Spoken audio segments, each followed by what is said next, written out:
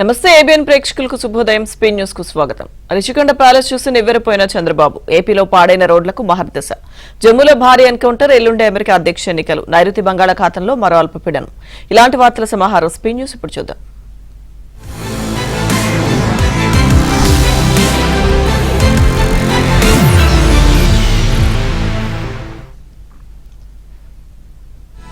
విశాఖలో రిషికొండ ప్యాలెస్ ను చూస్తుంటే ప్రజాస్వామ్య దేశంలో నిబంధనలను ఇంతగా ఉల్లంఘించగలరా అని ఆశ్చర్యం, ఉద్వేగం కలుగుతున్నాయని ముఖ్యమంత్రి చంద్రబాబు అన్నారు.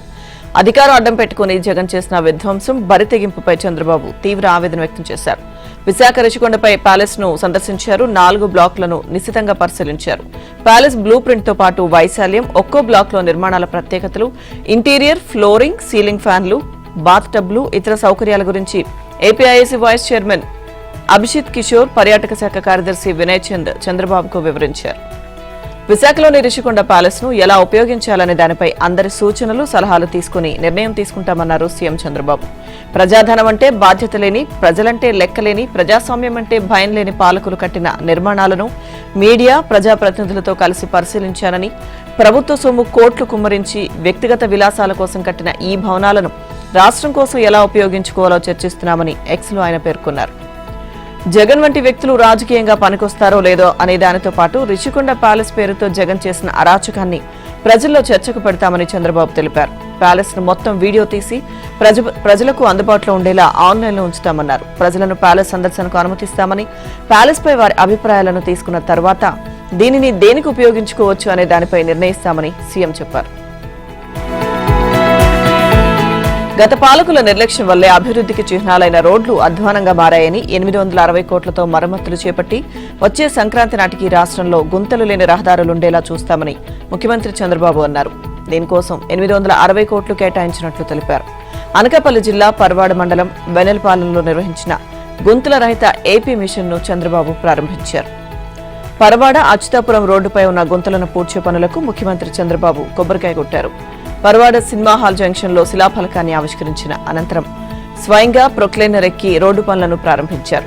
5 ఏళ్లలో రోడ్లపై గుంతలు పెట్టడమే కాకుండా ఏపీకి అనేక రంగాల్లో గోతులు తవ్వారంటూ పరోక్షంగా మాజీ సీఎం జగన్ ఉద్దేశించి చంద్రబాబు విమర్శించారు. గత 5 ఏళ్లలో రోడ్లకు కేవలం 1000 కోట్లు మాత్రమే ఖర్చు చేశారన్నారు. డిప్యూటీ సీఎం పవన్ కళ్యాణ్ సహకారంతో రానున్న 5 ఏళ్లలో అన్ని గ్రామాల్లో సిమెంట్ రోడ్లు వేసేందుకు ప్రణాళిక అమలు చేస్తున్నామని చంద్రబాబు అన్నారు.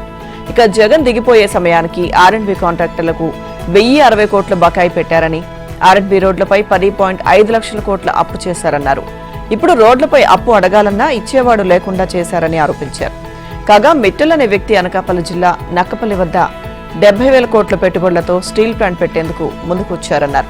రాబోయే రోజుల్లో 175 నియోజకవర్గాల్లో ఇండస్ట్రియల్ పార్కులను ఏర్పాటు చేస్తామన్నారు. పోలవరాన్ని 2 ఏళ్లలో పూర్తి చేసి జూన్లో విశాఖకు నీరు తీసుకొచ్చే బాధ్యత తనదన్నారు. త్వరలో మెగా డిఎస్సీ నిర్వహించి టీచర్ పోస్టులు భర్తీ చేస్తామని సీఎం చంద్రబాబు తెలిపారు. ఇక ఏపీలో నిరుద్యోగ యువతకు ఉద్యోగ కల్పన ప్రధాన అజెండాగా ప్రభుత్వం పనిచేస్తుందన్నారు. ఎన్నికలప్పుడు ఇచ్చిన హామీల అమలు విషయంలో ముఖ్యమంత్రి రేవంత్ రెడ్డి తెలంగాణ ప్రజలతో పాటు దేశాన్ని కూడా తప్పుదో పట్టిస్తున్నారని మాజీ మంత్రి హరీష్ రావు అన్నారు. ఉద్యోగ నియామకాల అంశంలో సీఎం తప్పుడు ప్రచారం చేస్తున్నారని ఆరోపించారు. తెలంగాణలో కాంగ్రెస్ పార్టీ అధికారం చేపట్టిన తర్వాత సాధించిన ప్రగతిపై ప్రధానమంత్రి నరేంద్ర మోదీని ట్యాగ్ చేస్తూ సీఎం రేవంత్ ఎక్స్లో ఓ పోస్ట్ చేశారు. రేవంత్ పోస్ట్ కు స్పందించిన హరీష్ రావు సీఎం పేర్కొన్న అంశాలను తప్పుపడుతూ కౌంటర్ ఇచ్చారు. ముఖ్యమంత్రి రేవంత్ రెడ్డి తెలంగాణ ప్రజలనే కాక దేశాన్నే తప్పుదో పట్టించడం సిగ్గుచేటని పేర్కొన్నారు. బీఆర్ఎస్ ప్రభుత్వం 9 ఏళ్లలో 161,000 పోస్టులు భర్తీ చేసిందన్నారు. కానీ ఈ నియామకాలపై సీఎం తప్పుడు ప్రచారం చేయడం దురదృష్టకరమని హరీష్ వాపోయారు. ఎన్నికల కోడ్ కారణంగా పెండింగ్ లో ఉన్న నియామక పత్రాలనిచ్చి ఆయా నియామకాలు తామే చేసినట్టు ప్రచారం చేసుకోవడం సిగ్గుచేటన్నారు హరీష్ రావు. ఇక అధికారం చేపట్టిన తొలి ఏడాదిలో 2 లక్షల ఉద్యోగాలు భర్తీ చేస్తామని కాంగ్రెస్ పార్టీ హామీ ఇచ్చిందని, ఇప్పటిదాకా కనీసం 10% ఉద్యోగాలను కూడా భర్తీ చేయలేదని హరీష్ పేర్కొన్నారు. 2023 డిసెంబర్ 9 నాటికి రుణమాఫీ పూర్తి చేస్తామని హామీ ఇచ్చిన అర్హులైన రైతుల్లో సగం కంటే ఎక్కువ మంది ఇంకా మాఫీ కోసం ఎదురు చూడాల్సిన దుస్థితి రాష్ట్రంలో నెలకొందన్నారు. పెన్షన్, మహిళలకు ఆర్థిక సాయం, విద్యా భరోసా, పంట బోనస్, కళ్యాణ లక్ష్మి లబ్ధిదారులకు తులం బంగారం, విద్యార్థినులకు ఎలక్ట్రిక్ వాహనాల వంటి ఏ ఒక్క హామీని ప్రభుత్వం ఇప్పటి వరకు నెరవేర్చలేదని హరీష్ గుర్తు చేశారు. అధికారంలోకి వచ్చిన 100 రోజుల్లోనే హామీలు నెరవేరుస్తామని ప్రకటించారని, ప్రభుత్వం ఏర్పాటై 300 రోజులు కావస్తున్నా హామీలు నెరవేర్చలేకపోయారని హరీష్ రావు తెలిపారు.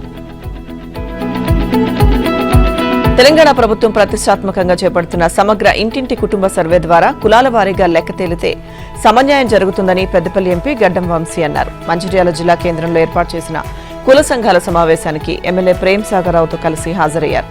ప్రతి 5-10 సంవత్సరాలకు ఒకసారి జనాభా కులగణన చేపడితే ప్రజలకు మేలు జరిగే అవకాశం ఉందన్నారు.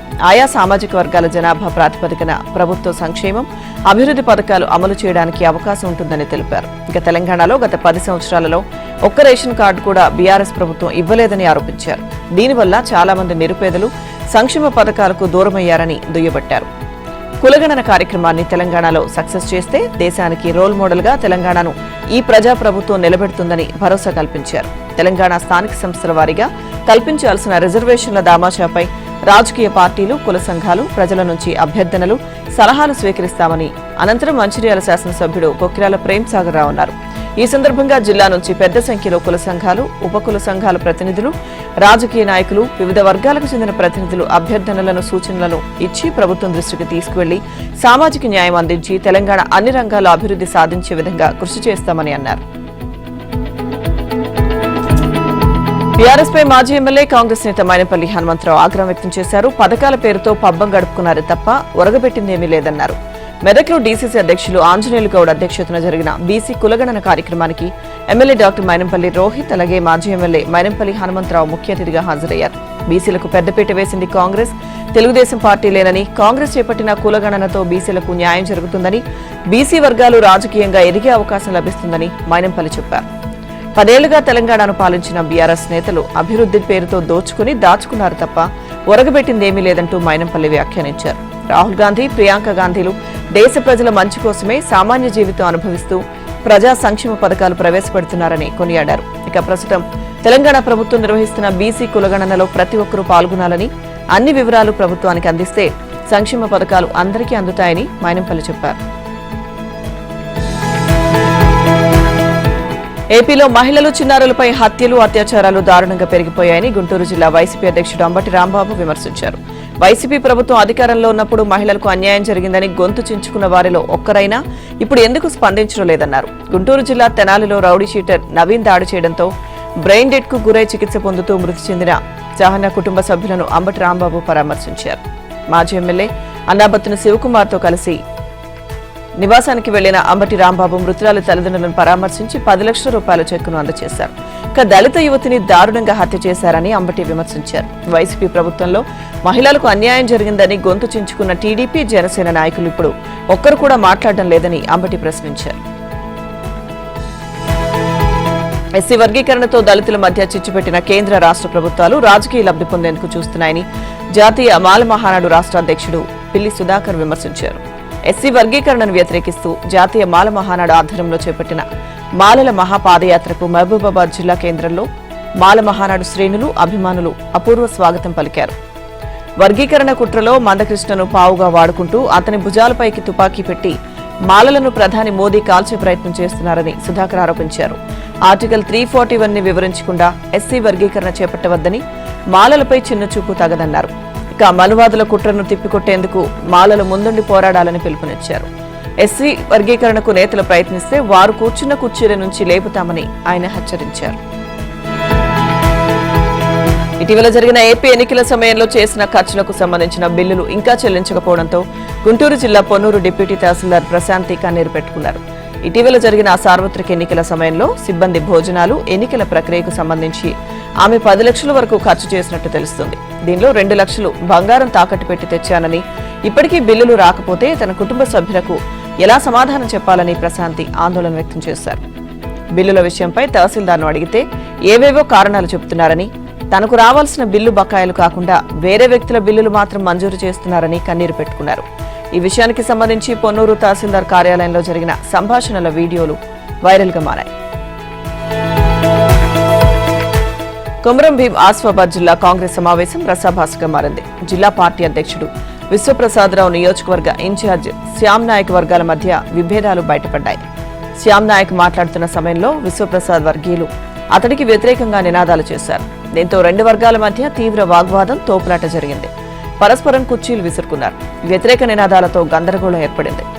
ఇరు వర్గాలకు చెందిన వారు ఘర్షణకు దిగడంతో పలువురికి గాయాలయ్యాయి. సమాచారం అందుకున్న పోలీసులు అక్కడికి చేరుకుని కార్యకర్తలను చెదరగొట్టారు. ఇక శ్యామ్ నాయక్ తో పాటు ఆయన వర్గీయులను మీటింగ్ హాల్ నుంచి బయటకు పంపించారు. తనను ఘోరంగా అవమానిస్తున్నారని, వెంటనే డీసీసీ అధ్యక్ష పదవి నుంచి అతన్ని సస్పెండ్ చేయాలని నియోజకవర్గ ఇన్ఛార్జ్ శ్యామ్ నాయక్ రోడ్డుపై బైఠాయించారు. అభివృద్ధి పనుల నిధుల కేటాయింపు, ఇతర విషయాల్లో జిల్లా పార్టీ అధ్యక్షుడు, నియోజకవర్గ ఇన్ఛార్జ్ మధ్య కొన్నాళ్లుగా గ్యాప్ పెరిగింది. నియోజకవర్గ ఇన్ఛార్జ్ అయిన తనకు సరైన ప్రాధాన్యత లభించకపోవడంపై శ్యామ్ నాయక్ రగిలిపోతున్నారు.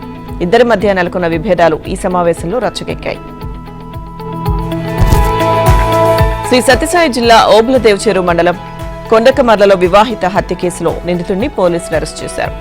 శ్రీ సత్యసాయి జిల్లా ఓబులదేవ్ చెరువు మండలం కొండకమర్ల గ్రామంలో 2 రోజుల క్రితం వివాహిత హత్య సంఘటన తీవ్ర సంచలనంగా మారింది. హత్య కేసుకు సంబంధించిన వివరాలను ఎస్పీ రత్నం వెల్లడించారు.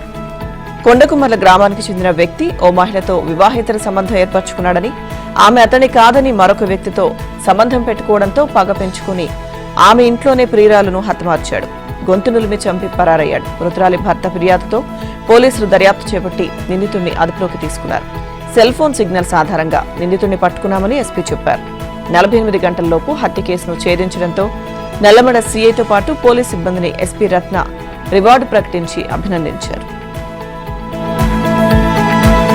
సిద్దిపేట జిల్లా గజ్వేల్ మండలం రెమ్మనగూడ వద్ద రాజీవ్ రహదారిపై 2 కార్లు ఢీకొన్న ఘటనలో ఒకరు మృతి చెందగా మరో 3 తీవ్రంగా గాయపడ్డారు. ఈ ప్రమాదంలో మెదక్ డీసీసీబీ చైర్మన్ దేవేందర్ రెడ్డికి గాయాలయ్యాయి. కాంగ్రెస్ పార్టీకి చెందిన మెదక్ డీసీసీబీ చైర్మన్ చిట్టి దేవేందర్ రెడ్డి తన కారులో సిద్దిపేట వైపు నుంచి హైదరాబాద్ వెళ్తుండగా రెమ్మనగూడ గ్రామ సమీపంలో ప్రమాదం జరిగింది. కారులో ప్రయాణిస్తున్న 4గురికి తీవ్ర గాయాలు కావడంతో వారిని 108 వాహనంలో గజ్వేల్ ప్రభుత్వ ఆసుపత్రికి తరలించారు. ఈ ప్రమాదంలో ఓ మహిళ మృతి చెందగా మరో 3గురికి గాయాలయ్యాయి. మెరుగైన చికిత్స నిమిత్తం వీరిని హైదరాబాద్ కు తరలించారు. మృతురాలు అలాగే క్షతగాత్రులు సికింద్రాబాద్ కు చెందిన వారిగా పోలీసులు నిర్ధారించారు. ఈ ఘటనపై పోలీసులు కేసు నమోదు చేసి దర్యాప్తు చేస్తున్నారు. కార్తీక మాసం సందర్భంగా జగిత్యాల జిల్లా ధర్మపురి లక్ష్మీ నరసింహస్వామి క్షేత్రంలో గోదావరి హారతి కార్యక్రమం వైభవంగా ప్రారంభమైంది.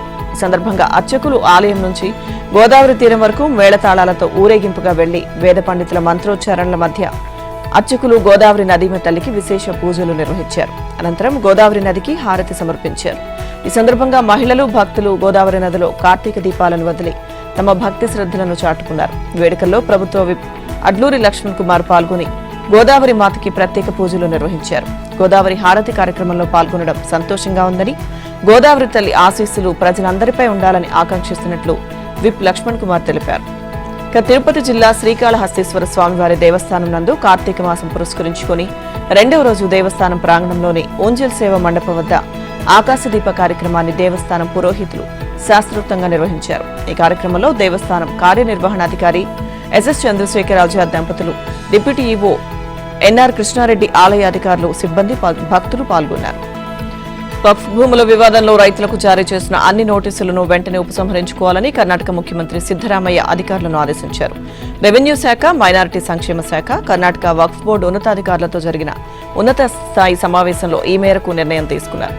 వక్ఫ్ ఆస్తులతో ముడిపడిన భూ రికార్డులకు సంబంధించి రైతులకు అందించిన నోటీసులను వెంటనే వెనక్కి తీసుకోవాలని అన్ని శాఖల డిప్యూటీ కమిషనర్లకు ముఖ్యమంత్రి సిద్దరామయ్య ఆదేశాలు జారీ చేశారు. రైతులకు ఎలాంటి ఇబ్బంది కలగకూడదని సిద్దరామయ్య పేర్కొన్నారని సీఎంఓ కార్యాలయం తెలిపింది. కాగా విజయపురం జిల్లాకు చెందిన పలువురు రైతులకు తమ భూములు వక్ఫ్ అధీనంలోకి వస్తాయని వెంటనే ఖాళీ చేయాలని అధికారులు నోటీసులు జారీ చేశారు. దీంతో రైతులు తీవ్ర నిరసనలు తెలిపారు. అయితే బీజేపీ అధికారంలో ఉన్న 2019 నుంచి 2022 మధ్య విజయపురం జిల్లాలోని రైతులకు వక్ఫ్ బోర్డు నోటీసులు పంపించిందని కాంగ్రెస్ ఆరోపిస్తోంది. దీనిపై ఇటీవల సిద్దరామయ్య స్పందించి రైతులు ఎవరిని ఖాళీ చేయబోవని, అలాగే వారికి జారీ చేసిన నోటీసులను ఉపసంహరించుకుంటామని చెప్పారు. ఇక 50 ఏళ్ల క్రితమే తమ పేరిట కొన్ని భూములు రిజిస్టర్ అయినట్లుగా వక్ఫ్ బోర్డు పేర్కొందని, అయితే ఏదైనా క్లెయిమ్లు చెల్లుబాటు కావాలంటే వక్ఫ్ రెవెన్యూ రికార్డులు తప్పనిసరిగా సమలేఖనం చేయాలని కర్ణాటక హోంమంత్రి జి పరమేశ్వర తెలిపారు. లేకుంటే రెవెన్యూ రికార్డులకే ప్రాధాన్యం ఉంటుందన్నారు. మకరవిలక్కు వేడుకల కోసం త్వరలోనే శబరిమల ఆలయ ద్వారాలు తెరుచుకోనున్నాయి. ఈ క్రమంలో అయ్యప్ప భక్తులకు సీఎం పినరయి విజయన్ నేతృత్వంలోని ప్రభుత్వం తీపి కబురు చెప్పింది. భక్తులకు ఉచిత బీమా కవరేజ్ ని వర్తింపచేయాలని నిర్ణయించింది. సీఎం అధ్యక్షతన జరిగిన సమావేశంలో ఈ నిర్ణయం తీసుకున్నారు. ఆలయానికి వెళ్లే సమయంలో ప్రాణాలు కోల్పోయిన భక్తులకు 5 లక్షల బీమాను వర్తింపజేస్తారు. అలాగే మృతదేహాన్ని స్వగ్రామానికి తరలించేందుకు అధికారులే ఏర్పాట్లు చేయనున్నారు. దేవాలయాలను నిర్వహించే ట్రావెన్కోర్ దేవస్థానం బోర్డు ఈ స్పెషల్ బీమా కవరేజ్ పథకానికి బీమా ప్రీమియం చెల్లించనుంది. ఇక 2 నెలల బక్రవిళ్లకు ఈ నెల 16న మొదలవనుంది. డిసెంబర్ చివరి వారం వరకు కొనసాగుతుంది. కొద్దిసేపు ఆలయాన్ని మూసివేసి మళ్లీ జనవరి 3వ వారం వరకు భక్తుల కోసం ఆలయాన్ని తెరుస్తారు. ఇక ఈసారి రికార్డు స్థాయిలో 14,000 మంది పోలీస్ సిబ్బంది, వాలంటీర్లను భక్తుల భద్రతలో మోహరించాలని నిర్ణయించారు. సమీక్షా సమావేశానికి పలువురు మంత్రులతో పాటు ఆయా శాఖల అధికారులు హాజరయ్యారు. యాత్రికుల కోసం పార్కింగ్ సదుపాయాన్ని 10,000 స్లాట్లకు పెంచారు. అలాగే టెంపుల్ టౌన్ అలాగే చుట్టుపక్కల ఉన్న అన్ని రెస్టారెంట్లలో అన్ని దక్షిణ భారత భాషల్లో రేట్ కార్డులు ఏర్పాటు చేయనున్నారు. ఆలయ పట్టణం పరిసరాల్లో భక్తులకు వైద్య సేవలు అందించనున్నారు. శబరిమలకు వచ్చే ఒక్క భక్తుడు సైతం స్వామివారి దర్శనం కాకుండానే తిరిగి వెళ్లకుండా ఏర్పాట్లు చేస్తామని మంత్రి విఎన్ వాసవన్ పేర్కొన్నారు. ఇక వర్చువల్ క్యూ బుకింగ్ మొదలైంది. ఆన్లైన్లో బుక్ చేసుకునే వారికి రోజుకు 10,000 దర్శన టికెట్లు ఇవ్వనున్నట్టుగా తెలిపారు. భక్తులు శబరిమల యాత్రను సజావుగా జరుపుకునేలా అన్ని ఏర్పాట్లు చేస్తున్నామన్నారు. సముద్ర మట్టానికి 914 కిలోమీటర్ల ఎత్తులో పశ్చిమ కనుమల పర్వత శ్రేణుల్లో శబరిమల ఆలయం ఉంది. పతనంతిట్ట జిల్లాలోని పంబా నుంచి 4 కిలోమీటర్ల దూరంలో ఉంటుంది.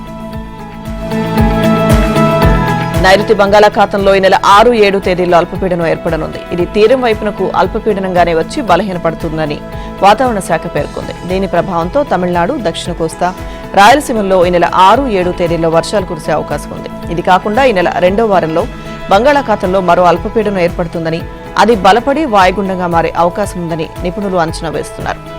కాగా ఏపీలో ఎండ తీవ్రత కొనసాగుతోంది. ఉష్ణోగ్రతలు శనివారం సాధారణం కంటే 3 నుంచి 5 డిగ్రీలు అధికంగా నమోదయ్యాయి. రానున్న 24 గంటల్లో కోస్తా, రాయలసీమలో చెదురుమదురు వర్షాలు కురిసే అవకాశం ఉందని వాతావరణ శాఖ తెలిపింది. మధ్యప్రదేశ్లోని దిండోరి జిల్లాలో అమానవీయ ఘటన జరిగింది. ఆదివాసీలు అధికంగా ఉండే లాల్పూర్ గ్రామంలో నెలకొన్న భూ వివాదంలో గురువారం ఘర్షణ జరిగింది. ఈ ఘటనలో ప్రత్యర్థులు జరిపిన కాల్పుల్లో ఒక వ్యక్తితో పాటు అతడి కుమారుడు ఘటనా స్థలంలోనే మరణించారు. కాల్పుల్లో గాయపడిన మరో 2 స్థానిక ఆరోగ్య కేంద్రానికి తరలించారు. కాగా ప్రభుత్వ ఆసుపత్రిలో చికిత్స పొందుతూ వ్యక్తి మరణించాడు. అయితే అతడు చికిత్స పొందిన బెడ్పై రక్తం ధారగా కారింది.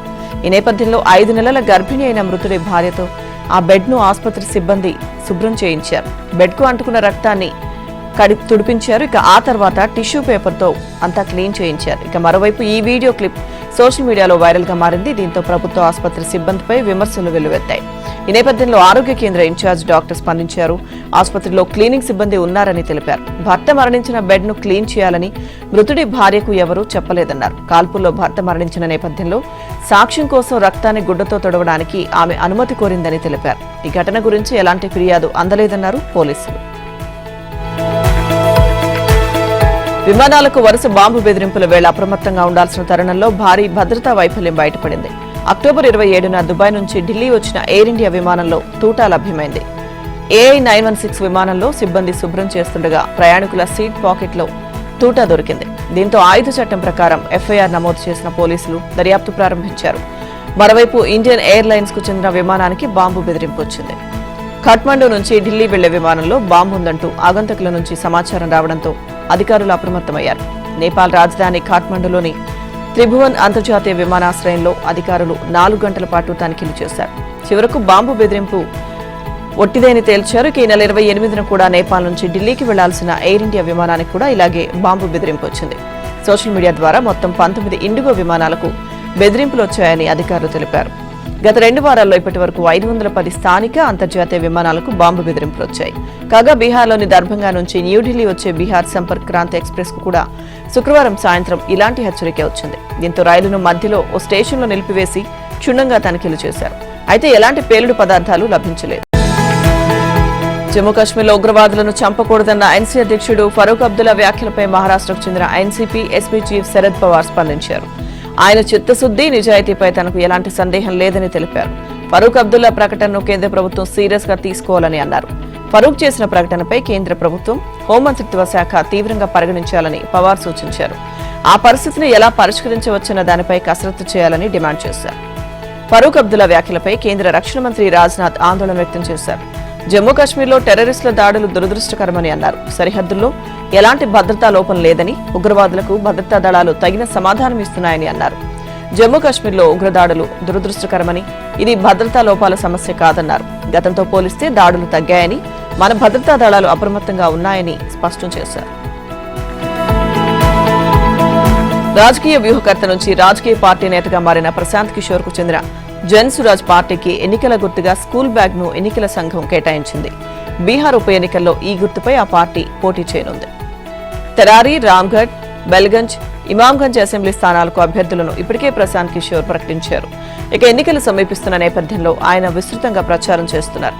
గత 35 ఏళ్లలో ఆర్జేడీ, జేడీయూ అధ్యక్షులు లాలూ ప్రసాద్ యాదవ్, నితీష్ కుమార్ ప్రభుత్వ హయాంలో బీహార్ పిల్లలు వెనుక నుంచి స్కూల్ బ్యాగులు తొలగించారని ప్రశాంత్ కిషోర్ ఆరోపించారు. వారిని బాల కార్మికులుగా చేసి బస్తాలను వారి వీపులకు కట్టారని విమర్శించారు. బీహార్ ప్రజల పేదరికాన్ని అంతం చేసే మార్గం స్కూల్ బ్యాగ్ అని, బీహార్లో వలసలను ఆపాలంటే స్కూల్ బ్యాగ్ ఒక్కటే మార్గం అన్నదే జన్సురాజ్ ఆలోచన. అందుకే ఎన్నికల చిహ్నంగా స్కూల్ బ్యాగ్ ను జన్సురాజ్ ఎంచుకుంది. విద్య ద్వారా మాత్రమే ప్రజలు అభివృద్ధి చెందుతారని, పేదరికాన్ని నిర్మూలించవచ్చని ప్రశాంత్ కిషోర్ చెప్పారు. ఇక మరోవైపు కులం, ఉచిత రేషన్ ఆధారంగా రాజకీయ పార్టీలకు మద్దతు ఇవ్వడం మానేయాలని బీహార్ ప్రజలను ప్రశాంత్ కిషోర్ కోరారు. బీహార్లో కొనసాగుతున్న వెనుకబాటుకు ఈ ఓటింగ్ ప్రవర్తన కారణమని ఆరోపించారు. మీకు, మీ పిల్లలకు మంచి భవిష్యత్తు కావాలంటే మీరు జాత్ భాత్కు ఓటు వేయడం మానాలని బీహార్ ప్రజలకు ఆయన పిలుపునిచ్చారు. అమెరికా అధ్యక్ష ఎన్నికలు తుది దశకు చేరుకున్నాయి. ఈ నెల 5న ఎన్నికల ప్రక్రియ ముగియనుంది. ఈ నేపథ్యంలో అధ్యక్ష రేసులో మాజీ అధ్యక్షుడు రిపబ్లికన్ అభ్యర్థి డొనాల్డ్ ట్రంప్, ప్రస్తుత ఉపాధ్యక్షురాలు డెమోక్రటిక్ అభ్యర్థి కమలా హారిస్లలో ఎవరు గెలుస్తారు, ఫలితం ఎప్పుడు వస్తుంది అనే అంశాలు ప్రపంచవ్యాప్తంగా ఆసక్తి రేకెత్తిస్తున్నాయి. ఇరు పార్టీలు చారిత్రాత్మకంగా భావిస్తున్న ఈ ఎన్నికల్లో ఇప్పటికే వివిధ దశల్లో 4.1 కోట్ల మంది అమెరికన్లు తమ ఓటు హక్కును వినియోగించుకున్నారు. 5న పోలింగ్ ముగిసిన వెంటనే అదే రోజు ఓట్ల లెక్కింపు చేపడతారు. అయితే అధ్యక్షుడిని ప్రకటించేందుకు కొన్ని రోజుల సమయం పట్టే అవకాశం ఉంది. స్థానిక మీడియా వర్గాల సమాచారం ప్రకారం ఓట్ల లెక్కింపు చేపట్టిన రాత్రి లేదా మరుసటి రోజు విజేతను ప్రకటించవచ్చని తెలుస్తోంది. ఇక అసోసియేటెడ్ ప్రెస్ వంటి పెద్ద సంస్థలు ఇప్పటికే పలు సర్వేలు చేశాయి. పోలింగ్ ప్రక్రియ ముగియగానే ఈ సర్వే ఫలితాలను వెల్లడించనున్నాయి. సాధారణంగా 270 లేదా అంతకన్నా ఎక్కువ ఎలక్టోరల్ కాలేజ్ ఓట్లు సాధించిన అభ్యర్థిని విజేతగా పరిగణిస్తారు. ఇక ఎవరు విజయం దక్కించుకున్నా 2025 జనవరి 20న శ్వేత సౌధంలో అడుగుపెట్టనున్నారు. రష్యాకు సాయం చేస్తున్నారనే కారణంతో భారతీయ కంపెనీలు, వ్యక్తులపై అమెరికా ఆంక్షలు విధించడంపై భారత్ స్పందించింది. సమస్యల పరిష్కారానికి అమెరికా అధికారులతో సంప్రదింపులు జరుపుతున్నట్లు పేర్కొంది. వ్యూహాత్మక వాణిజ్యం నియంత్రణకు సంబంధించి భారతదేశం బలమైన చట్టాలను కలిగి ఉందని, అలాగే ఐక్యరాజ్య సమితి ఆంక్షలపై కూడా అవగాహన కలిగి ఉందని భారత విదేశీ వ్యవహారాల మంత్రిత్వ శాఖ ప్రతినిధి రణ్ధీర్ జైస్వాల్ తెలిపారు. దేశంలోని చట్టాలు, ఐక్యరాజ్య సమితి నిబంధనలకు అతీతంగా ఏ భారతీయ కంపెనీ వ్యవహరించలేదని, దీని గురించి అమెరికాకు వివరించేందుకు ప్రయత్నిస్తున్నామన్నారు జైస్వాల్. కాగా రష్యా ఉక్రెయిన్ యుద్ధ నేపథ్యంలో రష్యాకు సాయం చేస్తున్నారనే కారణంతో ప్రపంచవ్యాప్తంగా 400 సంస్థలు, వ్యక్తులపై అమెరికా ఆంక్షలు విధించింది. ఈ జాబితాలో భారత్కు చెందిన 19 కంపెనీలు, 2 వ్యక్తులు ఉన్నారు. యూరప్ దేశం స్పెయిన్ ప్రకృతి ప్రకోపానికి గురైంది. ఇంతకుముందెన్నడూ లేని విధంగా మెరుపు వరదలు స్పెయిన్లో విలయాన్ని సృష్టించాయి. భారీ వర్షాలు, వరదలు ఆ దేశ తూర్పు, దక్షిణ ప్రాంతాన్ని ముంచెత్తాయి. దీంతో గ్రామాలు, పట్టణాలు మొత్తం నీట మునిగాయి. ఇక 3 రోజుల క్రితం సంభవించిన ఈ మెరుపు వరదలకు మరణించిన వారి సంఖ్య 200 దాటింది. శుక్రవారం నాటికి దేశవ్యాప్తంగా 205 మంది మృత్యువాత పడగా, అందులో ఒక వాలెన్సియా నగరంలోనే 202 మంది మరణించారు. మరో 2 కాస్టిల్లా మంచా రీజియన్లో, ఇంకొకరు ఆండలూసిలో ప్రాణాలు కోల్పోయినట్లుగా అధికారులు తెలిపారు. ఇక ఈ వరదలకు డజన్ల కొద్దీ ప్రజలు గల్లంతయ్యారు. గ్రామాలు, పట్టణాలు మొత్తం నీట మునిగాయి. ప్రధాన నగరాలు సైతం నదులను తలపిస్తున్నాయి. కార్లు, పెద్ద పెద్ద కంటైనర్లు వరద ప్రవాహానికి కొట్టుకుపోయాయి. ముఖ్యంగా వాలెన్సియా ప్రాంతం ఈ వరదలకు తీవ్రంగా ప్రభావితమైంది. ఇక్కడ అంచనాలకు మించి వర్షపాతం నమోదైనట్లు అధికారులు తెలిపారు. ఇక్కడ కొన్ని ప్రాంతాల్లో ఏడాదికి కురవాల్సిన వర్షం 8 గంటల్లో కురిసినట్లు పేర్కొన్నారు. భారీ వృక్షాలు, విద్యుత్ లైన్లు, ఇళ్లలోని సామాగ్రి కొట్టుకుపోగా దుకాణాలు కూడా బురదలో కూరుకుపోయాయి. రహదారులు సైతం గుర్తుపట్టకుండా మారిపోయాయి. ప్రస్తుతం వరద ప్రభావిత ప్రాంతాల్లో సహాయక చర్యలు కొనసాగుతున్నాయి. ఇక వరదలు సంభవించి 3 రోజులైనా అనేక నగరాలు, గ్రామాలు ఇంకా నీట మునిగే ఉన్నాయి. గల్లంతైన వారి కోసం అధికారులు తీవ్రంగా గాలింపు చేపడుతున్నారు. 4500 మందికి పైగా ప్రజలను సివిల్ గార్డ్స్ రక్షించినట్లుగా అంతర్గత మంత్రి ఫెర్నాండో గ్రాండే మర్లాస్కా తెలిపారు.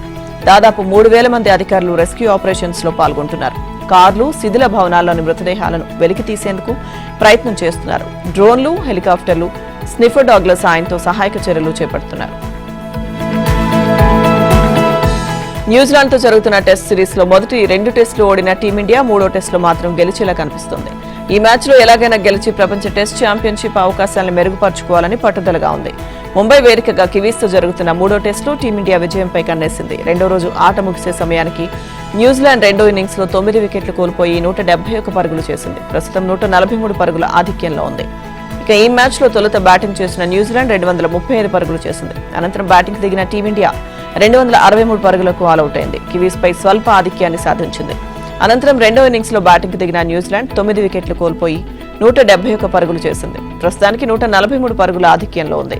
మూడో రోజు చివరి బ్యాట్ను కూడా త్వరగా అవుట్ చేసి 150 లోపు లక్ష్యం సాధించాలని టీమిండియా పట్టుదలగా ఉంది.